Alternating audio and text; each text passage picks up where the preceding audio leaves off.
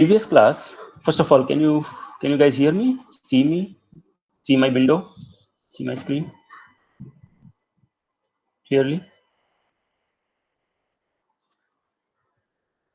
Can you reply, please? Yes, sir. So, so in the previous classes, we have been talking about bolted connections, right? So we have in the previous class, we learned about how to design a bolted connection, and in a bolted connection, a bolt may be subjected to shear, or it may be subjected to tension, or it may be subjected to a combination of shear and tension. So these are the two types of primary loads, or the combination of the two. Okay. So, and then there are two types of bolts. One type is snug tightened bolt, which are, or you can call them the bolts where the slip is allowed, or bearing type bolts. And the other type is friction grip type of bolts, which are also known as slip critical bolts.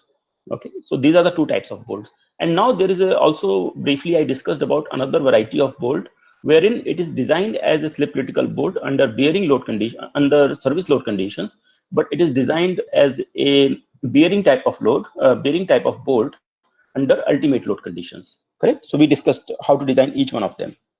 And finally, we came to this particular slide where I mentioned that the tension capacity of a friction grip bolt. So let's say you have a friction grip bolt and you are designing it as a friction grip or slip critical bolt for the ultimate load conditions also.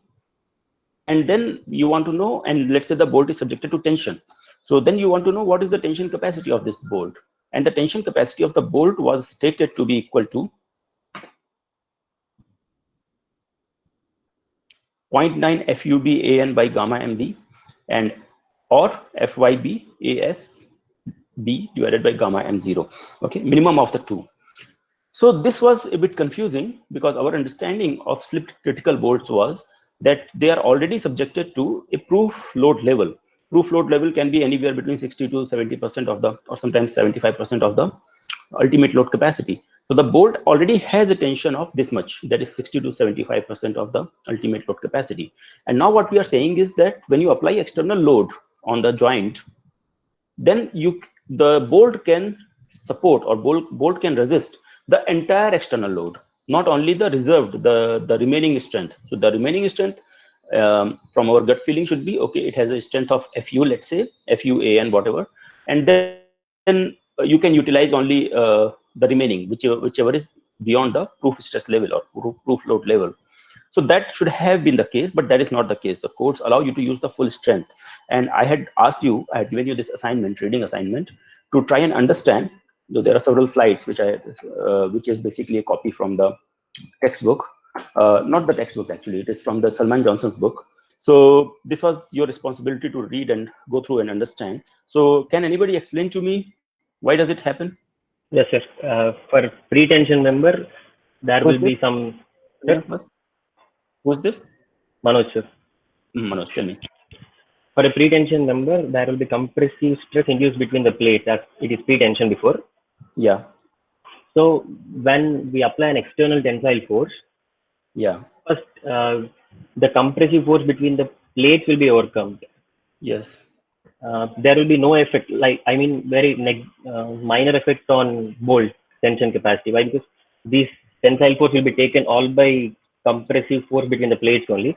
When the Very good. compressive force between the plates is overcome, the effect of tensile force will start on the bolt. Correct.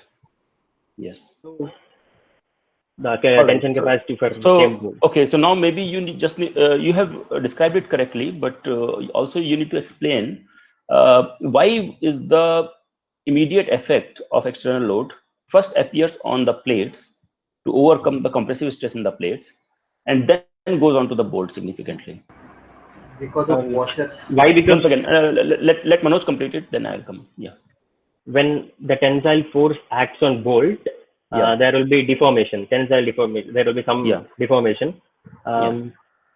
but the plates are intact, so there should be deformation in plates also. Hmm. So, I mean, there will be some effect of tensile force on bolt, not total effect on compressive force. But this compressive force will take more of the external tensile load Then because you of need this. to then you need to explain why external force leads to a major change in the force in the plate rather than the bolt. Why does it affect the force in the plate much more than? So basically, let's say you apply 10 kilonewton load from outside. What you're trying to say is that out of 10, a majority of it goes into overcoming the compression in the plate, and only a minor portion of it actually increases the force value in the bolt.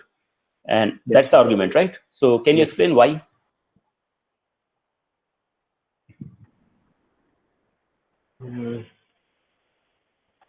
That is compatibility, that like the deformation compatibility, more of compressive deformation requires Yeah.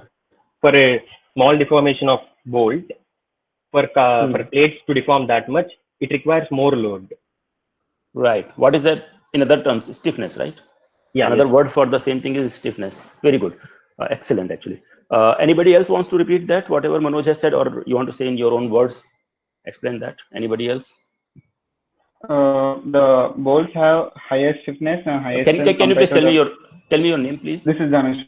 Dhanush. Dhanush, tell us. The bolts in general have higher stiffness compared to the individual members of plates. So whenever sorry. Can you repeat? Bolt would have higher bolts stiffness. have higher stiffness compared to the plates. No. That is exactly opposite of what bolts is the. Have higher strength. Bolts have higher strength compared to plates. Okay, go ahead. I think this is wrong, but anyway, go ahead. So whenever a load is applied, there needs to be a bigger load to the more load distribution will be happening to plates compared to bolts. And so only if the stress overcomes the preload, then the effect of the external force comes into picture. Only the external load, when it overcomes the pre-tension load, only then it comes into picture. Okay, so except for the first sentence, the rest of it is correct. But the first sentence where you were saying is that if your first sentence was correct, then the second sentence would not be true. But your second sentence is true. The first sentence is not correct. So anybody else wants to give it a try? The stiffness of the plates is more, so it requires more force to get the same deformations as that of the bolt. So more force is Who is this? Meghna, right? No, sir, Rishika. Oh, Rishika. Yeah, tell us again. Sorry. So stiffness of the plate is more than the bolt. Okay. So it requires more force to give the same amount of deformation. Yeah, so when there is more force dissipated into the plate when compared to the bolt, only then the compatibility conditions would be satisfied. Right. Good. Very good. Right. So those who have not understood, actually it was a reading assignment and you could have understood. Those who have not understood, if you had gone through the notes properly, you should have been able to understand most of it. Maybe there was some confusion. So one thing that all of them have pointed out is something to do with the stiffness, right? Stiffness of the plate versus stiffness of the bolt, and which stiffness of which plate and which stiffness of which bolt. That part, of course, they could not explain because they didn't have the luxury of presenting a drawing. So this is what I'll focus on. Okay, so basically you can see my screen, and you can see a bolted connection with two plates bolted together with a bolt and a washer. Yeah. So if I have a washer, I have a slightly larger. So in this case, there are two washers, right? So if I have two washers, I have a slightly large area of stress distribution on the plates. If I don't have washers, still the area is significantly larger than the cross-section area of the bolt. So if you look at the cross-section area or the area of bearing for the washers, that is significantly larger than the area of the shaft or shank. Yeah, so shank area is much smaller in comparison to the overall area of the bearing area of the washer. Yeah, and let's say the diameter doubles. So if the diameter doubles, the area becomes 4 times larger. Correct? Or at least 3 times larger. If you take away the shank area, still it's almost 3 times larger. So as a consequence, what happens when the pre-tension is applied in the bolt is subjected to certain tension force, right? So the bolt has a certain amount of tension, and the plates have a certain amount of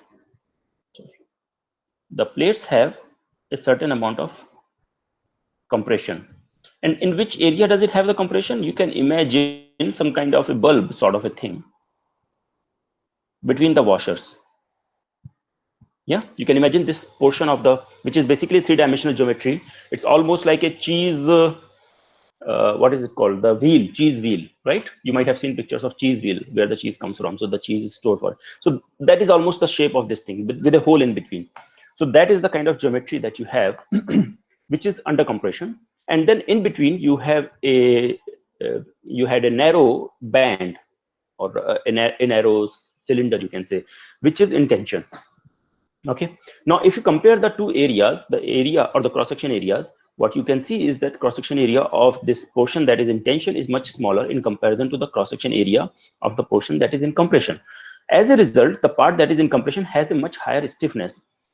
In other words, when I applied pre-tension force, the bolt will be undergoing large deformations and will be about to reach its plastic limit. And we don't push it to that far. We push it to only a certain portion of the proof load level, almost to the proof load level, or 90% of the proof load, 90% of the proof stress level or yield stress level.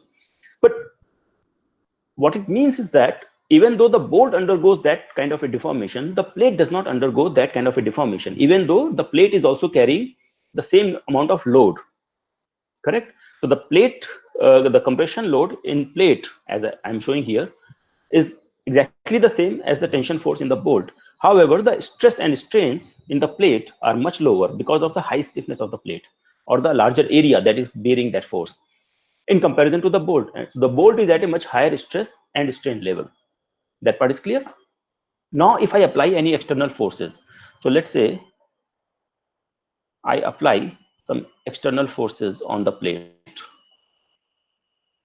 by whatever means force this, and these forces are such that they are going to introduce tensile force on the bolt.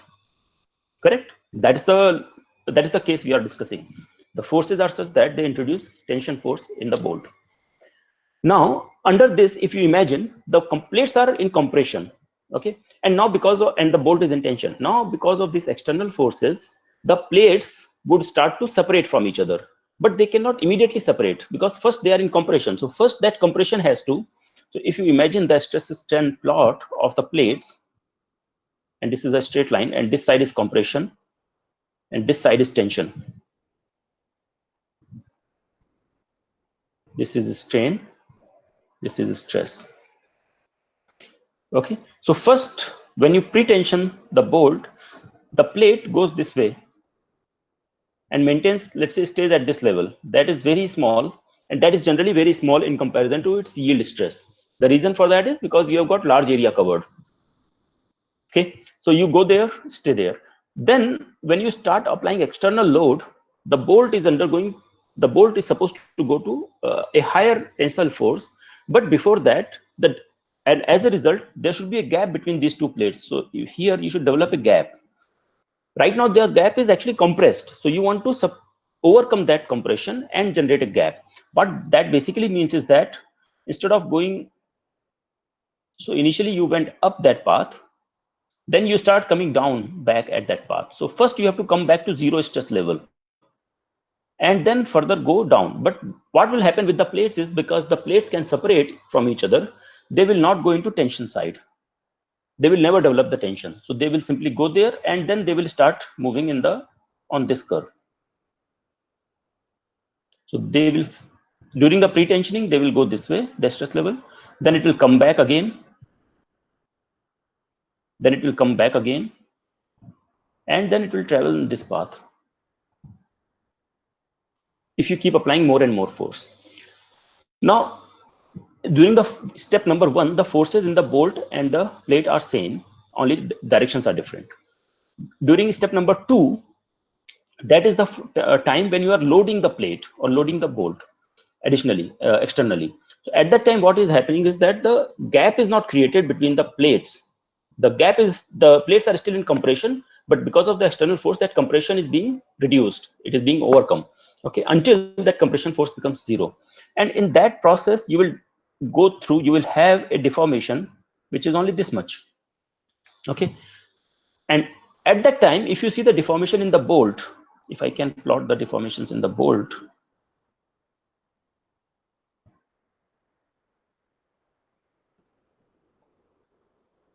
so initially let's say the bolt has tension here, just like before, and compression here. So initially the bolt will be traveling in this path, and for the same amount of, let me erase it. Since I mentioned that the bolt has lower level of, maybe I should draw it this way so that it is compatible. It is easy to explain. So bolt has, I'm plotting tension of the bolt on this side and compression of the bolt on this side. Now I know that the strain in bolt and the plate have to be the same because of compatibility, deformation compatibility. As a result, when the plate develops this much of tensile strain,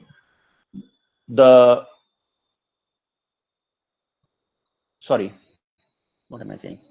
In the loading step, the load will be same. Let me go back.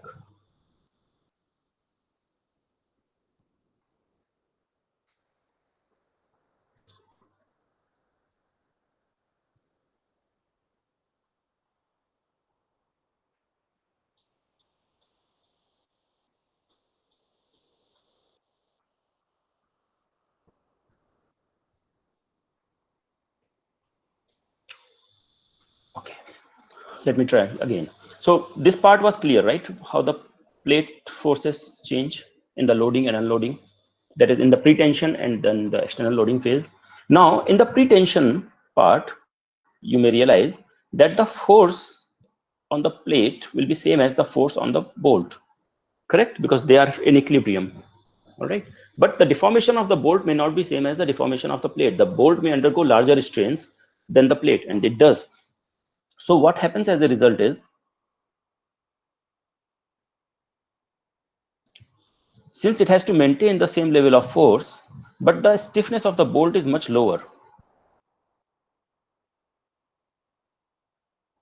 So you will end up getting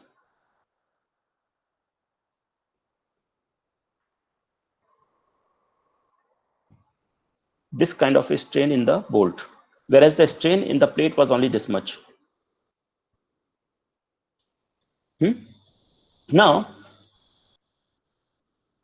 Now if I am applying external force, what will happen is that the plate is undergoing a tensile deformation. Yeah, who is this? Santosh. Hmm. The area of cross section of bolt and this contact area of the plate is not same, right, sir? Here.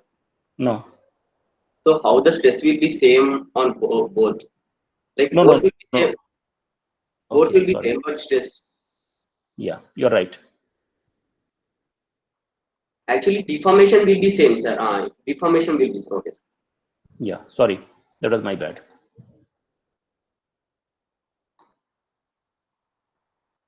Okay, thank you for pointing it out. So now you can drag this plate graph above this graph so that. No, the force, one second.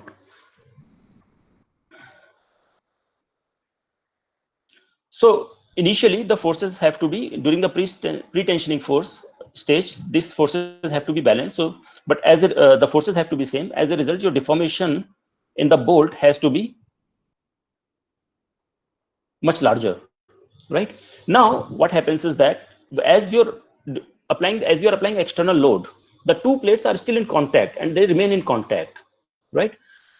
However, they start to lose that compressive force. That compression disappears, right? And then it travels this way. But during this phase, the deformation compatibility has to be ensured. So whatever deformation you are getting here in tension, the same amount of deformation will be appearing in tension in the bolt.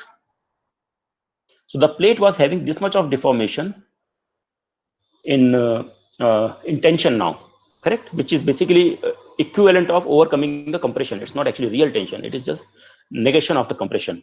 And that much of additional tension deformation will be in the bolt. Now, if you see this movement of the plates had led to complete force reversal of the force in the plate, but it led to a very small change in the force in the bolt. Agree?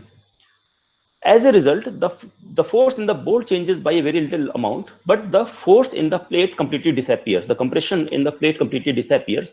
that means that the plate is not in compression anymore, which essentially means that that much of force you have to apply from outside. That is, when you are applying that much of force from outside, all of this force you are applying from outside now, and the plate is not carrying any load.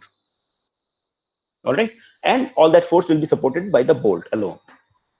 All right, I hope it is clear now. And then subsequently, if you apply any additional load, then the bolt is taking that entire load.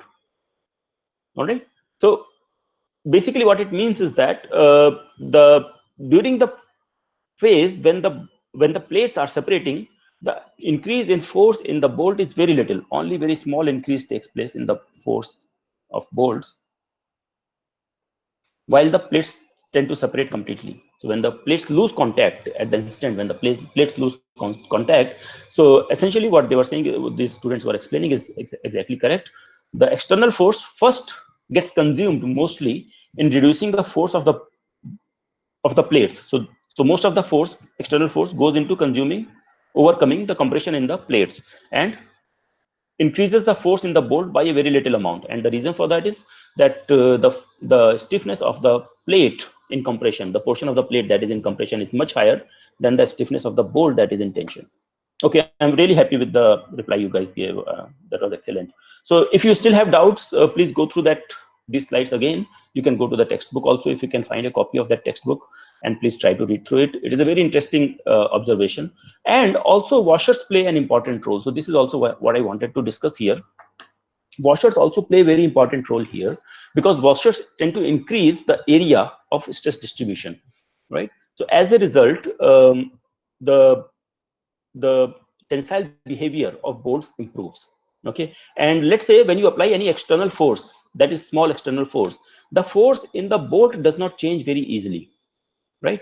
So if let's say a bolt was only a snug tightened bolt, in that case, when you apply an external force, the force in the bolt would change very regularly, because whatever external force you are applying, all of that is getting transferred to the bolt directly.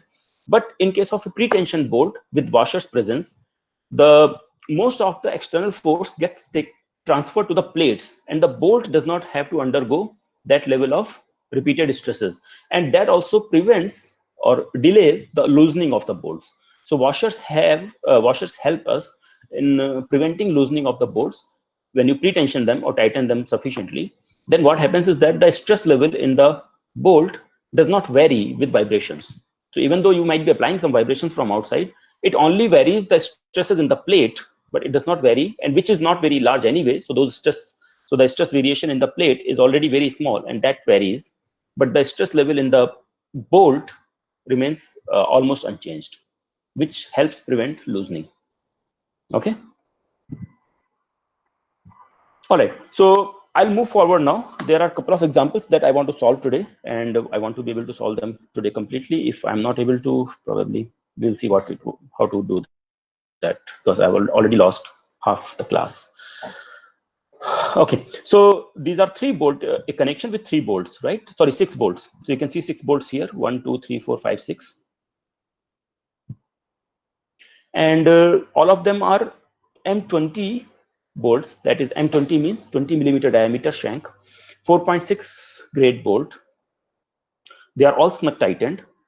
Plate is FE410, that is 250 MPa yield strength. Now, if you notice, your bolts are 4.6 grade. What does that mean? 4.6 means 400 FU and 240 FY. So this bolt is weaker than the plate, right? Because your plate's FU is 410 MPa and FY is 250. Okay, and the flange and the T section are 12 mm thick. You can assume that the flange and the T section that you are using are not governing the design. So that is, bolts are governing the design. Bolts and bolt holes are governing the design, and you don't have to consider prying action, because there may be a possibility of prying action here, because this part may undergo compression and this part may undergo tension. So if it does undergo compression, you may have some prying action playing into it, but you can ignore that you can ignore any prying action for now, and design and check whether the bolts are sufficiently designed or not. The load is given 250 kilonewton at this ratio 4:3. Okay, so you know what is the horizontal component. Horizontal component will be 250 multiplied by 4 divided by 5, that is 200, kilonewton, and this will be 150, right? Fine. All right, so we will go ahead. The net force passes through the centroid of the bolts. So that is very, very critical. So what is happening is that if you notice, the net force is passing through the centroid. So net force is actually acting somewhere around this point. Okay. And assuming that this T section is stiff enough, the forces everywhere are same. Forces on each bolt are going to be same. However, if this force was not passing through this point, centroid, then the forces will not be even. They will be uneven. There will be a moment effect, and therefore the forces will be uneven. In fact, some bolts may even be undergoing tension, but that is not the case here. All the forces in each and every bolt is going to be the same. So since the flange and T section can be assumed to be safe, we can ignore the possibilities of block shear, tension yielding, and tension rupture of the plates. Those are not being considered. That can be considered separately. The bolts are having 240 MPa yield strength and 400 MPa ultimate stress. Now, the horizontal force is 200 kilonewton, vertical force is 150 kilonewton. The horizontal force here, the horizontal force will provide you the tensile effect in the bolt, right? So horizontal force is outside the screen, coming outside the screen. So that will provide the tensile demand, and vertical force will provide the shear force demand. So the shear force demand per bolt is calculated as 150 divided by 6 gives you 25, and the tensile force demand is 200. 200 was the horizontal force divided by 6, that is 33. So these are the tension and shear force demand in each bolt. Now we are going to use that expression, right? We are familiar with this expression that we had discussed to calculate the capacity of a bolt in combined shear plus tension, and each of these bolts are subjected to combined shear and tension. So this is the expression we are going to use. For this, we need to calculate shear capacity and tensile capacity. So the tension capacity of the bolt is basically given by minimum of the rupture limit state and the yield limit state. So yield limit state, you have to use Fy. For rupture limit state, you will use 0.9 times Fu. Then the cross-section area of the threaded portion, that is 0.78 times the cross-section area. Here, you would use regular cross-section, shank cross-section area, and respective factor safety. You get to see that the final capacity is limited by the yielding of the shank area, and you get 68.54 kilonewton tension capacity. Strength in shear for such bolts is assuming, now we don't know that most of the times you will not be provided the details whether the shear plane passes through the threaded portion or it passes through the shank portion.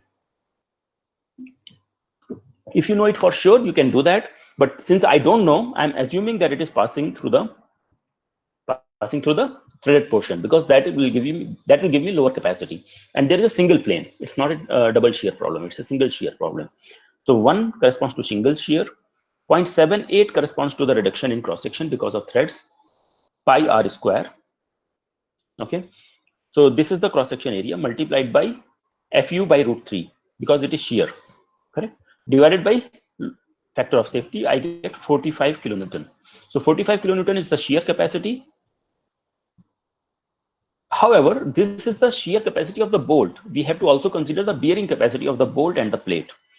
So the bearing capacity of the bolt and the plate, the expression for that is 2.5 times the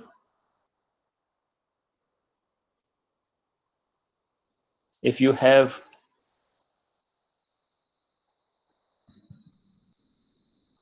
this is the diameter of the bolt, sorry, the diameter of the bolt, and the thickness of the plate, that is 12 mm. Correct. So this is the total cross section area. So basically what you do is you take d times cross section area thickness, d times the thickness, that will give you the cross section area multiplied by 2.5 multiplied by Fu, and then you take minimum. There was a factor kb which is actually equal to minimum of some values. So one value was 1, which corresponded to the plate bearing. Otherwise the value was Fu of the plate or Fu of the bolt, minimum of the two. So we will take Fu of the bolt here. Correct. Minimum of the two, whichever is minimum. And then also the other factors for kb were corresponding to kb controlled whether the plate bearing, bolt bearing, that is bolt bearing failure, or also it included the effects of end distance and pitch.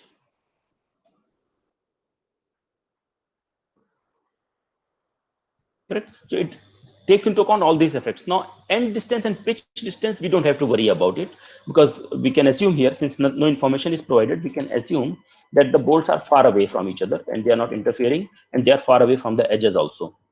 So end and pitch doesn't matter here. Also, between the plate and bolt, all we have to take care of is we use FU for the smaller FU. So smaller FU is 400, which corresponds to the bolt. So that's why we are using that. As a result, we get the capacity of 240 kilonewton. That is nominal capacity. So the design capacity will be 240 divided by 1.25. That is 192 kilonewton. So the bearing capacity is 192. The shear capacity of the bolt is 45. So the total shear strength of the bolt will be minimum of the two, that is 45.27 kilonewton. Now, shear demand divided by shear capacity, tension demand divided by tension capacity, square of each of them, and that should be less than 1. So we do that.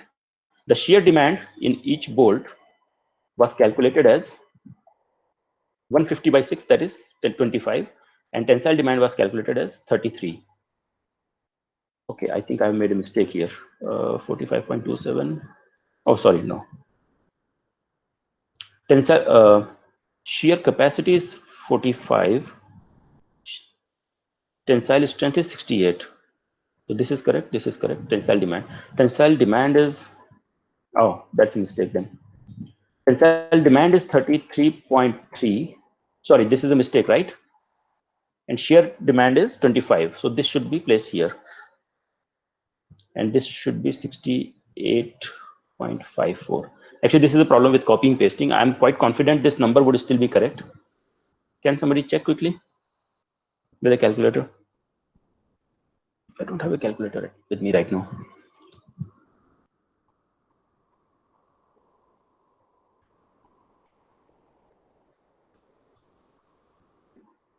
Yes, sir, it is correct.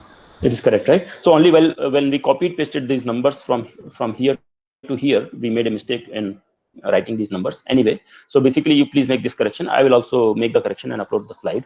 So these numbers should be 25 by 45.25 squared and 33.3 divided by 68.54 squared. And summation of the two turns out to be 0.54, which is less than 1. So we are safe, right? Okay. Moving forward with the next example. Let me see what the time is. 1 second.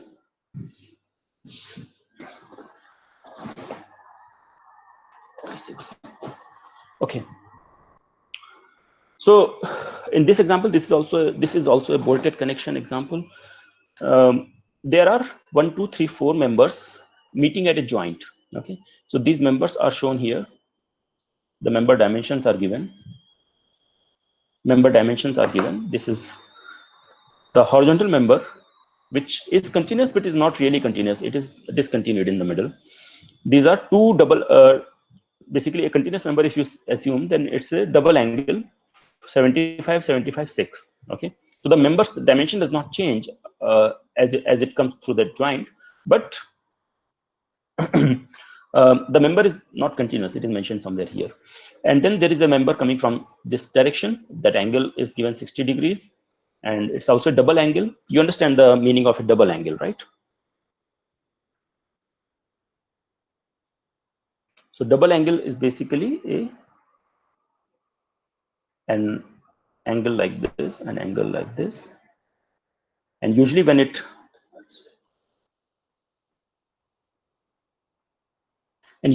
comes to a joint, you have to use a gusset plate. So the gusset plate passes through between the two. So the gap between the two, and that gap has to be maintained throughout. So the gusset plate is sitting somewhere here, let's say. Okay, and typically this is how you provide a gusset plate. and those members are connected on both sides of the gusset plate because these are double angles. And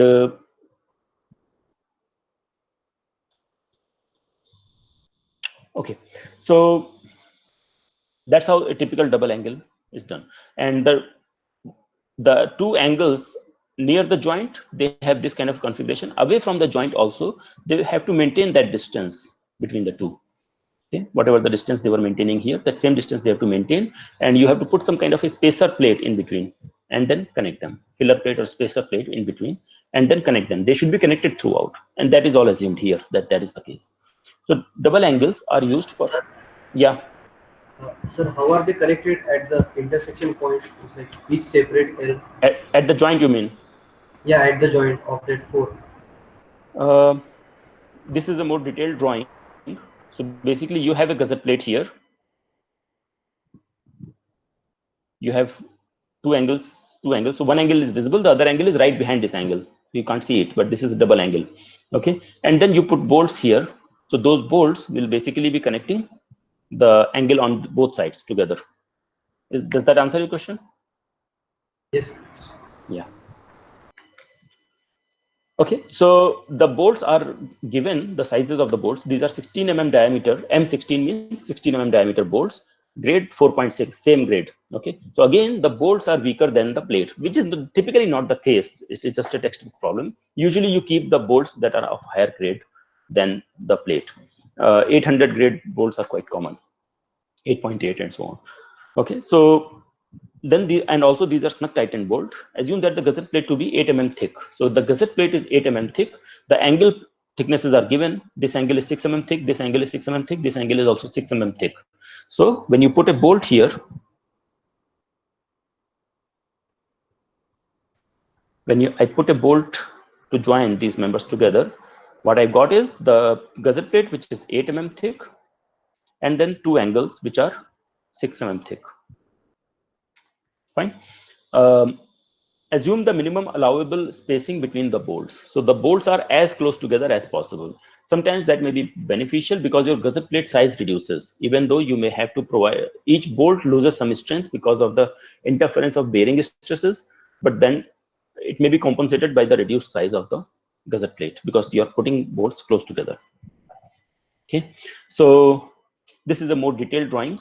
Here, what you should notice is, I don't think it is mentioned in this set of instructions, that the bottom angle, this bottom member, that is a tie, tension tie, is cut in between. So this, at this joint, it is discontinuous. At this location, it is discontinuous. Okay. Now, you don't know how many bolts to be provided. I have just drawn it because I know already, because I've solved it once. So I've shown the picture here first to explain how it is going to look afterwards. And that's why I put the number of bolts. But you don't know exactly how many bolts will be required. So you need to design for the number of bolts. You know the dimension of bolts, you know the force demand. So you need to calculate the number of bolts required on each side. All right. So there is a fundamental difference between, so if you look at the forces of these members, this member has 350 kilonewton, this member has 150 kilonewton. Okay, so now there is a net force transfer of 350 minus 150, that is 200. So if this member was a continuous member, a single member, yeah, not joining, not having a discontinuity here, in that case you only had to provide a number of bolts so that they can transfer for 200 kilonewton force to the connection. However, in this case, it's also mentioned that the member is having a discontinuity here. That means you have to provide all the bolts that are required for carrying 350 kilonewton force and all the bolts that are required to carry 150 kilonewton force. Okay. Now, some observations. The joint is in equilibrium. So first thing you should check whether the joint is actually in equilibrium when the forces are given like this. So from this 350 and 150, you get a 200 kilonewton net horizontal force in this direction. 200 kilonewton, right? 200 kilonewton here, 200 kilonewton here. Their vertical component will cancel each other out. So you don't have to worry. Its vertical component will be this way. Its vertical component will be this way. They will cancel each other out. They are all passing through the same point. So you don't have to worry about the vertical forces. Horizontal force, its horizontal component, since this angle is 60, will be half of it. That is 100. its horizontal force component will also be 100. So 100 plus 100 plus minus 200.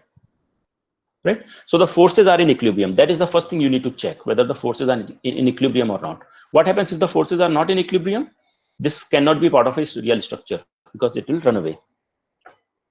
Forces are in equilibrium. Each bolt is in double shear, of course, because as I had shown here, you have got this kind of an arrangement where the two angles are pulling in the same direction and the gusset plate is holding it in place. That means it's a double shear situation. So they are in double shear. Bolt spacing is given as minimum as possible, right? So the code says the bolts have to be at least 2.5 times the diameter of the bolt distance away. So 2.5 times the diameter is 16 mm. So 2.5 times 16 gives me 40 mm exactly. So I'll keep 40 mm center to center spacing. Edge distance. Edge distance, it's I want to keep the edge distance as close as possible. So that is 1.5 times the whole diameter, that is 27. Let us provide 40 mm so that it does not create any issues with the edge. The good thing about, we can be more relaxed about the edge, even though we want to minimize the size of the gusset plate, is because edge distance has to be provided only one or twice in a series of bolts. But the pitch is very, you have to be careful, because if you increase the pitch slightly, the same pitch has to be repeated 5 times. So then that will lead to a larger size increase. So I'm more relaxed with the edge distance, but I was more strict with the bolt spacing, that is pitch. Horizontal member is not continuous. Okay, so if it were continuous, the design would change slightly, but since this is not continuous, I will have to design for each force demand. I have to design separately for 350 and I have to design separately for 150. The bolt diameter is 16 mm and therefore the whole diameter has to be calculated. And if you remember in IS 800, the whole diameter you can find out. Does anybody remember what is the table number? Even I don't remember that either. 19. 19, yeah, 19 it was. Yeah, so for 16 mm diameter bolt, you have to provide 2 mm clearance for a regular standard clearance, right? So that is 2 mm. So that is 18 mm diameter hole has to be provided. And we are not getting into the design of the gusset plate. It's not within the scope of this course. Also, even in the graduate class, we don't describe it in too much detail how to design the gusset plate. There are many concepts that come into picture. So we will not worry about the gusset plate design. We will assume that 8 mm thickness is sufficient and bolts are transferring the force properly. So you don't have to worry about the shape of the gusset plate and whether the gusset plate is able to, or there may be a failure. Block shear and all you can design. You're familiar with those things, but still it may be slightly more involved. Okay, so first we will calculate the strength of each bolt, 16 mm bolt in shear, because we have decided the spacings and all those things. So the shear strength is Fu divided by √3. Double shear, that is 2 planes in shear, and we are assuming that both planes are passing through the threaded portion, so 0.78 times pi r square, and then factor of safety of 1.25. So this is the design strength that gives us 57.95 kilonewton. So this is quite obvious, right? You are familiar with this. Strength in bearing, again you have to worry about the kb factor. So kb factor is minimum of these 4 factors. One, that is when the plate is weaker, FUB by FU when the bolt is weaker, P divided by this 3d0 minus 0.25, and E divided by 3d0. We will substitute each of these values. So when you substitute each of these values, basically the factor P divided by 3d0 minus 0.25 tends to govern. The pitch was taken as 40 millimeter, right? 40 millimeter. So 40 divided by 3 divided by d0. d0 is 18. So minus 0.25. So I get 0.49. So this factor here, E was end distance or edge distance, and P is the pitch. So pitch divided by 3d0. Of course, P and E I have taken as equal. So obviously this one will govern because it has minus 0.25 factor also. So I get 0.491. I substitute that value into the bearing capacity. Bearing capacity is given by 2.5 times the kb value times the diameter of the bolt times the thickness of the plate. So we are looking at the strength in bearing, and we are taking 8 mm thickness of the plate. Now you have to be careful.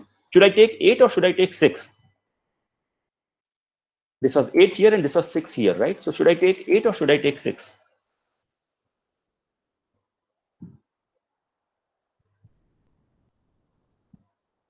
Anybody?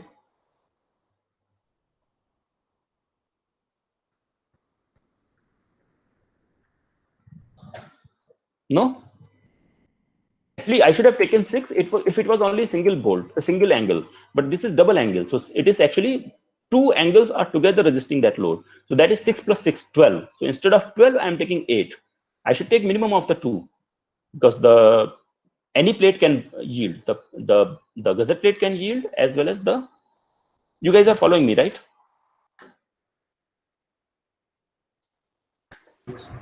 Yeah. Correct. So that's why I have taken 8 and I have not taken 6, because 6 doesn't make sense because this is double angle. So 2 angles are together resisting that load. So I could have taken 12, but then of course 12 will not govern. The gusset plate would yield sooner before the angles yield in bearing. Therefore, I've taken 8, and then 410 is the capacity of the plate. So basically, this will give me a 41.5 kilonewton load capacity in bearing. So bearing capacity is 51, and shearing capacity is 57. So net capacity will be 51, right? This is the smaller of the two. This and this smaller of the two is 51. So basically, I get the capacity of each bolt is 51, and I had the force demands, that is 200 kilonewton divided by 51, rounding it off, 4 bolts. 200 divided by 51, rounding off 4 bolts. 350 divided by 51, rounding off 7 bolts. 150 divided by 51, rounding off 3 bolts. You have to always round off upside. You can't round off below. Okay. So basically, from there you get how many bolts have to be provided on each one, and also you need to check for block shear because it may not always work. So for the block, you have to assume where the bolts are located. So I'm assuming that the bolts are at the center line, so or at the centroid. So you have these 2 angles, and the bolts are placed somewhere here, and the gusset plate is of course in between, and this distance is 35 mm. Now, if you notice that these angles are all of different sizes. This angle is of 75 millimeter size. This is of 60 mm size. This is of 55 mm size. So this block shear check is for 60 mm size angles. This angle or this angle. Okay. So likewise, you have to do the block shear failure check for each and every angle. I'm showing you calculation for one, and in this particular case, the centroid, you can find the location of the centroid. I'm sure you know how to calculate the centroid of this double angle. So that will be 35 millimeter away from the edge, and that's where I'm assuming that the bolts are located. It's always better to locate it at the centroid. Okay, so then you already are familiar with the net tension, the block shear algorithm, right? The process for calculating block shear capacity. The block shear capacity is basically failure of the tension phase and failure of the shear phase taking place simultaneously. So either you consider rupture of the tension phase and yielding of the shear phase, or you consider yielding of the tension phase and rupture of the shear phase, and whichever one happens sooner will be governing the capacity. So in this particular case, since you are pulling in this direction, this phase is the shear phase and this phase is the tension phase. Okay, so the first you consider tension capacity. This one is the shear capacity, shear and 250. So this is considering yielding in shear and rupture in tension, and you get a capacity of 172. Then it is considering yielding in tension and rupture in shear, and the capacity turns out to be 146, and minimum of the two is 146, which is greater than so capacity is 146, which is greater than the demand. So demand was 200 kilonewton, but that is between the 2 angles, so each angle is carrying 100 kilonewton, so it is greater than 100 kilonewton, therefore you are safe. Okay, so I don't think I will have time to get into the third problem. This is a very interesting problem, the third example. Maybe we'll discuss this in the next class, and that will be the end of bolted connections. Okay. Any questions, folks? Sir, can you once again explain the importance of washer? Importance of washer. Okay, so washers have several roles. Washers so basically what washers do is washers increase the area over which the force is getting distributed. So sometimes what may happen is that you may require a bolt hole which is slightly bigger than the standard bolt hole. So let's say your bolt is of 16 mm size, but because there may be issues with getting a perfect fit, you may have to provide a hole which is more than 18 mm. The code says standard size is 18 mm for a 16 mm bolt, but you may have to provide bigger hole than 18 mm to make sure that it fits at site. If you do that, then there is a chance that when you put the bolt and bolt head and nut together, the bearing area, the bearing surface between the bolt head and the plate will be very small, correct? Because the hole is too big. And as a result, you will not get good enough grip. So that is obviously a place where you have to use washers. Pre-tension bolts are also used with washers. The reason and the advantage of washers in those cases is you increase the area over which the force is applied. And if you don't use the washers, then the area is only governed by the bolt head size. But if you use a washer which is bigger than the bolt head, then you apply that force over a larger area. And as it was discussed in the very beginning, the larger the area over which the forces are distributed, smaller the deformation in the plate. That is, the smaller the stress level in the plate, okay, and smaller the contribution or the smaller the increase in the bolt force as you apply the external forces. So as you apply the external force, the plate will undergo reversal of stresses before the bolt gets into additional force demand. So when you increase the area of the washer, your contribution of the plate increases for any external force. So the plate's compressive force is overcome first, and that contribution of the plate becomes larger and larger if you provide larger surface area in bearing. Okay. Now the advantage of that appears in bolt loosening also. Not only in this one, when you design the bolt for tension, even though because it may not make big change, where the major change comes. Actually, I have to stop this class. I have to give my computer to somebody else. I'll maybe I can explain more in the next class. I'll just complete this sentence. So as the area in bearing increases, the stress in the plate reduces. As a result, when you apply some vibration loading, let's say that is causing tension in the bolted connection, that vibration loading will cause stresses. Now, the stress change in the bolt will be very small in comparison to the stress change in the plate. And as a result, your bolts don't loosen as easily because, again, tension and compression, frequent tension and compression loading of the bolts may lead to bolts loosening, but that doesn't happen if the stress change in the bolt is very small. Okay? All right. So I'll discontinue this discussion today. We will continue it in the next class. Thank you.